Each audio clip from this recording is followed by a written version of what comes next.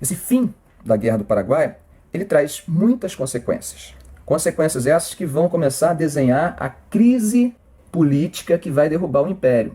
Então nós temos, por exemplo, em relação à Argentina, durante a Guerra do Paraguai, nós fazemos a abertura da livre navegação na Bacia do Prata. Nesse período também nós já tínhamos feito a livre navegação na Bacia do Amazonas. Não nos esquecendo que até o início da década de 60, o Brasil tinha muito medo de intervenções do sul dos Estados Unidos naquela região do Amazonas. Então a gente mantinha uma ideia de guardar aquelas bacias com a teoria chamados ribeirinhos superiores. Então a gente abria para alguém que tivesse limites com a gente dentro de uma das margens e tal, mas tentando guardar. Por isso, quando os Estados Unidos se envolvem na Guerra de Secessão, né, a partir de 61, então o que vai acontecer é que não há mais o porquê ficar preocupado. E aí o Brasil acaba abrindo a navegação. Essa questão da navegação fica resolvida também e está, de certa forma, ligada às duas guerras. Na primeira, a Guerra de Secessão, nos Estados Unidos, no Amazonas, né? E a outra em relação à Bacia do Prata, que está ligada à questão da Guerra do Paraguai. Isso é uma consequência.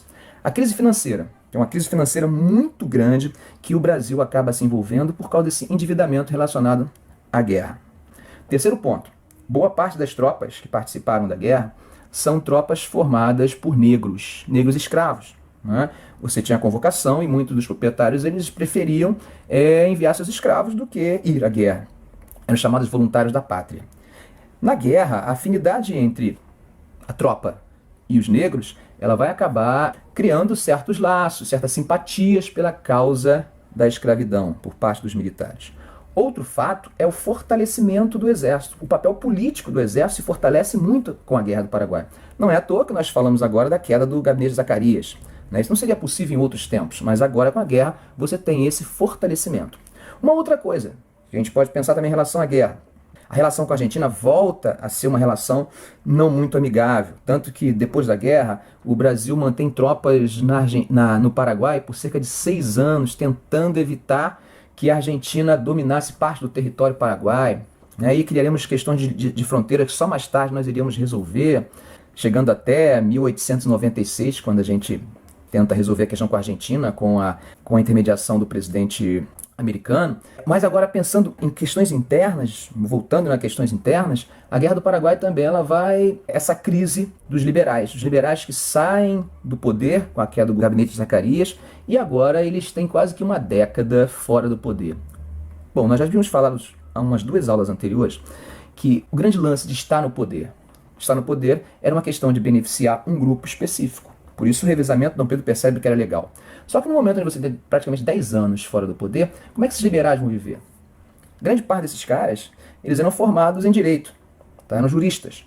E o jurista vai trabalhar como o quê? Você pensa assim, você é advogado. Olha, no Brasil Império não funcionava assim. Eu posso dar exemplo de um grande político formado em direito que tentou criar um escritório de advocacia e foi à falência, teve que voltar para a política. Joaquim Nabuco. Então você sabe que o grande lance era você ser juiz, trabalhar como juiz em algum órgão público. E isso só poderia ser feito através de quê? Favorecimento político. Então, esse tempo todo fora, isso vai gerar um problema seríssimo.